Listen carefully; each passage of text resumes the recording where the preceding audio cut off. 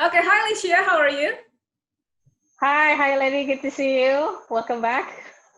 Thank you. Nice to see you again too. After a while, I'm back in Jakarta. We're both in Jakarta, Indonesia. I'm here with my friend Lishia Erza. She's my best friend for many years, uh, uh, but she's also an amazing entrepreneur and scholar as well. So she can not just give you a practical talks about doing business, but the philosophical about doing business. She's a CEO. She's a businesswoman. She leads a company in a supply chain area. You can probably elaborate more about your business in our conversation. Yeah. But she's also active in APINDO. In English, it's Indonesian Entrepreneur Association. That's probably a good translation. The closest, yeah. Yeah, and particularly in a section that deals with development of small and medium enterprise. So basically all about entrepreneurship. So Lishia, my first question, obviously we are in the middle of pandemic and we've heard all kinds of analysis about this situation from economic perspective. I would like to focus on the positive light or positive side in this conversation. As an entrepreneur, yourself, what is the opportunity if people want to start doing business in this pandemic? Is it possible? And if it is possible, what they should or what we should prepare? Yeah. Thanks. That's a very good question. In times of pandemic, actually, this opens up a lot of opportunity. It makes it easier for people to start their business at home. It makes it easier for skills to be delivered online. You don't have to meet people. It removes the physical barrier of doing things. The challenge in these times are actually the uncertainty on product movements, on some of the restrictions and some of the safety arrangements that you need to fulfill. But as professionals, if you're thinking about starting your own business, or let's say if you're somebody who used to work at an agency or PR company, you can actually look into opportunities where you can help other businesses communicate their safety protocol, for example, their branding, their presence online. If you're somebody who has a skill or passion in cooking or sewing or any of the arts and crafts sector, you can start at any time. I think the question now is, are you ready to start to make that jump? I would say the challenge is if you start investing into areas where you need people to move around, that is something that you probably want to rethink. But if it's the service that you can deliver through alternative means, if you don't have any hard skills, you might want to be a reseller or a distributor of something else. That's another way of thinking about it. But typically, what I would work with our SMEs in Indonesia and also in Kenya, because we also have operations in Kenya, is we start by asking, what do you see people need? And then work from there. And by people, I mean in the broadest sense possible. And it could be people, it could be companies, it could be small businesses or big businesses. But we start with, what do you think that other party, your target market, need? Not just in 3 months or 6 months or 1 year's time, but what do you think they need in 3, 5, 10 years time if you want to start a serious business? Yeah, so because of this pandemic, we see sudden increased number of people start selling face shield or mask, just the demand of the hour because of the situation. But obviously we are hoping that the situation will change and the pandemic will be over at some point, or the problem will be reduced and the need will be different. So I guess it is important to not just focusing short term. Probably that's what you're saying. Yeah, absolutely. I mean, there is room to make a quick buck for the next 3 months or 6 months. Sure. There's always that quick buck. But if you want to be an entrepreneur, do you want to start a business? It takes, typically the first year you'd be thinking of, starting the business, putting systems in place, finding your market, and then the next 2-3 years you'll be building the business, putting the team together, and your business will probably start to stabilize at that 3-year, 5-year mark where you can actually become more competitive. And if you come from a professional background, educated at least university level, for example, then you have a better sophistication and also catching up with the rest of the world by going digital, for example, or finding new markets. But again, we start with, why do you want to do business?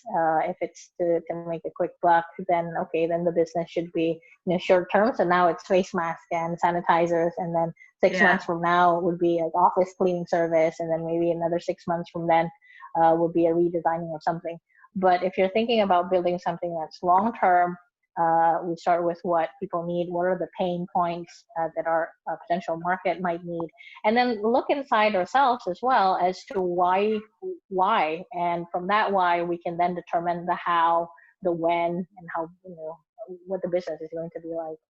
And you touch an important point that I think everybody should pay attention to, is to be able to answer the why first when you want to be entrepreneur. So can you elaborate on that? Elaborate more, on that. Why is it, crucial and important to have that first? Yeah, having a why becomes your anchor typically, because running a business, starting a business is not easy. Even as small kids, if you sell lemonades across the street, there is a why, there is a reason. And when things get hard, you don't know what to do, you don't know, how much money you have anymore, you go back to that why, and that why is the one that drives you forward. If that why is to create impact, then your business will tend to lead towards that path.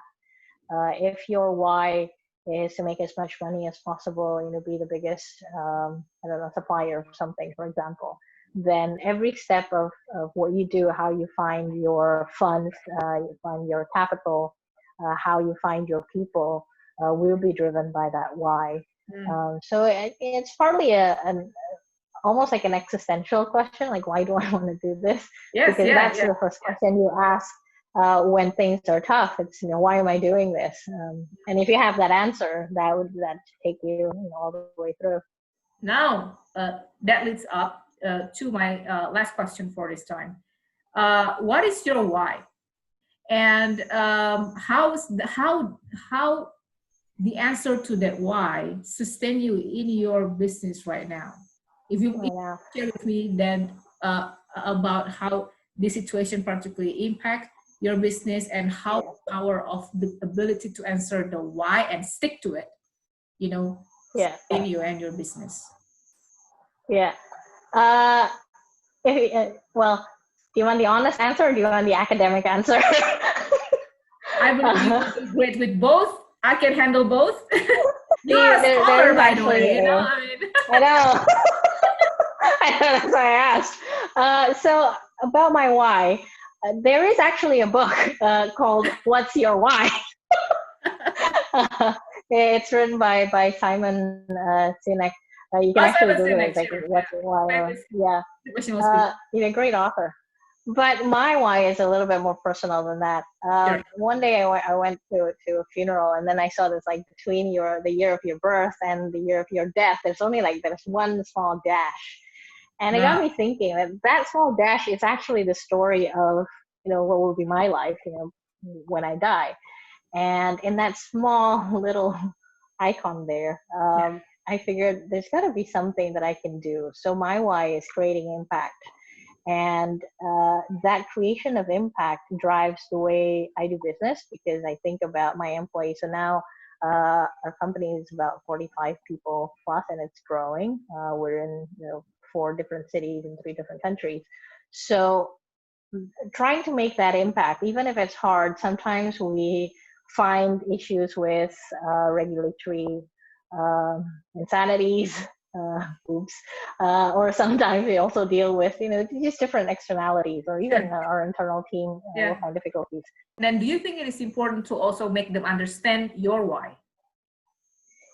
As a company, we always try to communicate our core values, why we do what we do.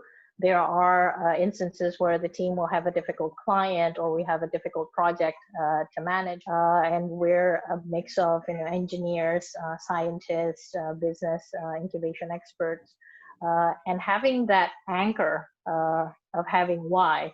And if they also subscribe to the same core value, then they will stick with the team longer. And if you have a different impact, a different why for why they work, typically then they will find other places that could cater to their whys. Thank you very much, Lishia. That's a lot of great tips. Thank you. Good advice. I hope we will talk again soon about other interesting aspects of being an entrepreneur. This is just a start of our conversation. Anyway, all the best with your business. I hope this pandemic, will only can make you companies soar even higher, like Amazon. Amen to that. Yay. Anyway, amen to that. Take care, Lishia. I'll talk to you again soon. Thank you, Ledy. Thank you. Thanks for having me. Bye. Thank you. Bye.